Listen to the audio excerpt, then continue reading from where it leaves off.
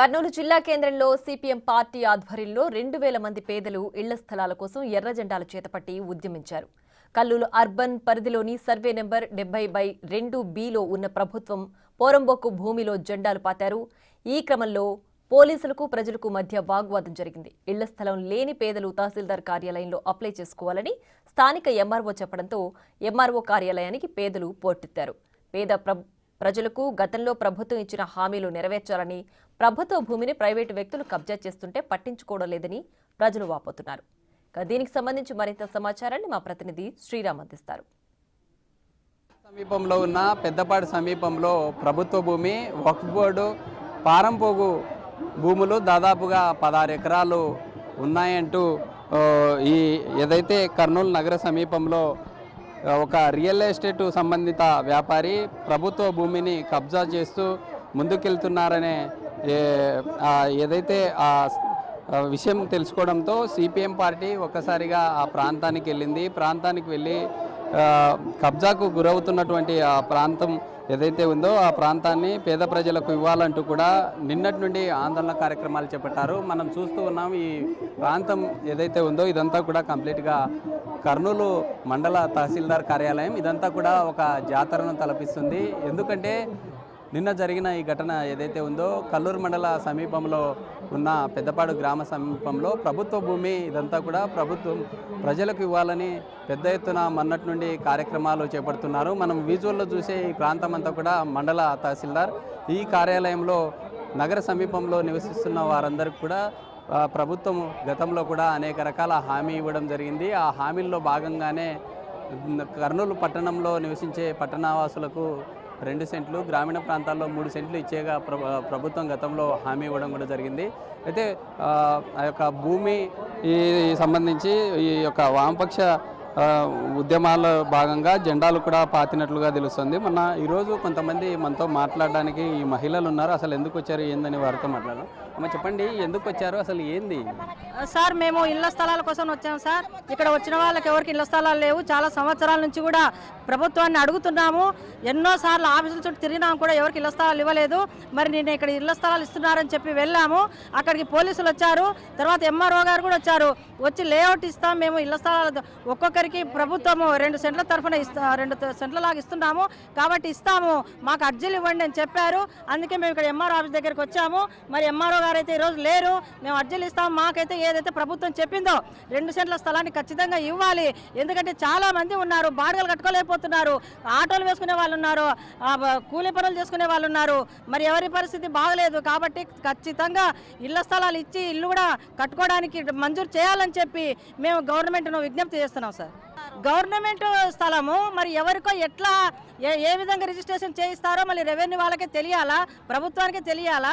మళ్ళీ ఆయన వచ్చి పంపిస్తే పేద ప్రజలను అక్కడి నుంచి మీరు వెళ్ళండి అని చెప్పి దౌర్జన్యం చేసి పోలీసులు అక్కడికి వచ్చిన ఆటోల వాళ్ళు కూలీ నాలి చేసుకుని ఆటోలు వేసుకుంటూ బతికి ఆటోల వాళ్ళ ఆ నంబర్లు ఫోటోలు తీసుకుంటున్నారు.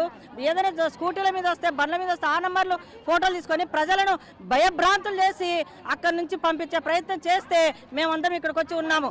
మేము ఎందుకు వచ్చినామంటే ఎంఆర్ఓ గారు మాట ఇచ్చారు, మేము ఇస్తాము, ప్రభుత్వం చెప్పింది, ప్రభుత్వం హామీ ఇచ్చింది 2 సెంట్ల స్థలం ఇస్తామని, కాబట్టి ఇస్తామని ఆయన చెప్తేనే వచ్చాము. మేము లేని బీదల వాళ్ళే అడిగి వచ్చినది. నిన్న బీద వాళ్ళు లేకుండా ఏమి ఉన్న సౌకర్యాలు వచ్చినారా? ఇప్పుడు వాళ్ళు ఉన్న సౌకర్యాలే కదా.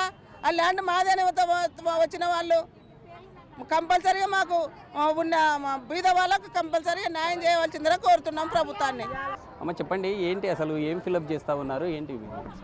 ఏమండి, మేము నిరుపేద మహిళలము. మాకి ఇవి బాడిగలు కట్టలేక, ఇంటి బాడిగలు కట్టలేక చాలా సతమతం అవుతున్నాము. అక్కడ ఖాళీ స్థలం ఉంది అని చెప్పి తెలిసింది. సిపిఎం పార్టీ తరఫున మేము కొట్టాలు వేసుకోవాలని వెళ్ళాము. ఎంఆర్ఓ సార్ గారు నిన్న వచ్చారు. ఖచ్చితంగా మీ పేదలందరికీ న్యాయం చేస్తామమ్మా, మీకు ఇండ్లు ఇప్పిస్తామని చెప్పారు. ఇక్కడ అప్లికేషన్లు అర్జీలు తీసుకోండి మీరు కూర్చొని అన్నారు. అక్కడ అప్లికేషన్లు తీసుకొని మేము రాసుకుంటూ కూర్చున్నాము. పోలీసుల దళం మొత్తం వచ్చి మమ్మల్ని అక్కడి నుంచి లేపి పంపించడం జరిగింది. ఇంకా మా గోడును అక్కడ ఎవరు వినే వాళ్ళు లేరు కాబట్టి ఎంఆర్ఓ ఆఫీస్కి వచ్చి సార్ గారికి తెలియజేసి అప్లికేషన్లు ఫిలప్ చేసి ఇవ్వాలి అనుకున్నాము. ఖచ్చితంగా మా నిరుపేద మహిళలందరికీ కూడా ఇండ్లు ఇచ్చేంత వరకు పోరాడతాము. కదిలే ప్రసక్తి అయితే ఉండదు. మాకు ఎక్కడైతే ఇక్కడ ఉన్న ప్రజలందరికీ కూడా ఇండ్లు కావాలి. చెక్ చేసుకోండి. చూసుకోండి మీరు ఆధార్ కార్డులలో మా పేర్ల మీద ఇండ్లు ఉంటే ఇవ్వద్దండి. దయచేసి గవర్నమెంట్ని అడుగుతున్నాం మేము. మా ఆధార్ కార్డుల మీద ఇండ్లు లేవంటే ఖచ్చితంగా ఇవ్వాల్సిందే. ఎలిజిబిలిటీ ఉంటే మీ ప్లేస్ ఎక్కడైనా అలాట్ చేస్తామని తహసీల్దార్ గారు నిన్న వాళ్ళకి చెప్పారు. దాని పరంగానే వీళ్ళు అర్జీ ఇస్తున్నారు.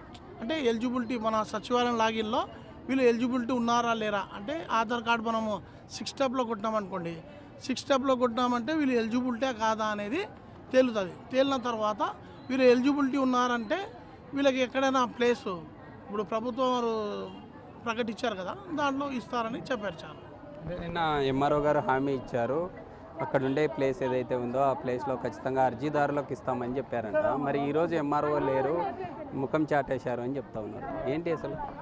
లేదు అలా లేదు సార్. తహసీల్దార్ సార్ కలెక్టర్ ఆఫీస్లో ఉన్నారు. అర్జీలు ఇవ్వమన్నారు, ఆ అర్జీలు తీసుకోమన్నారు, తీసుకుంటారు. తహసీల్దార్ సార్ కలెక్టర్ ఆఫీస్లో ఉన్నారు.